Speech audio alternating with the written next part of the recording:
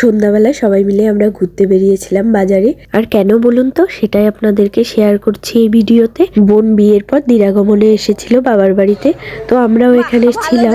তারপর সবাই মিলে বেরিয়েছিলাম বিকেল বেলায়। তারপর বাজারে গিয়ে সুন্দর একটা নিরিবিলি ক্যাফেতে ঢুকলাম, সেখানে গিয়ে চা খেলাম, গল্প গুজব করলাম অনেক সময় ধরে। বোন দিরাগমনে আসবে বলে আমি আর শ্বশুর বাড়িতে যাইনি, বিয়ের পর থেকেই এখানেই ছিলাম।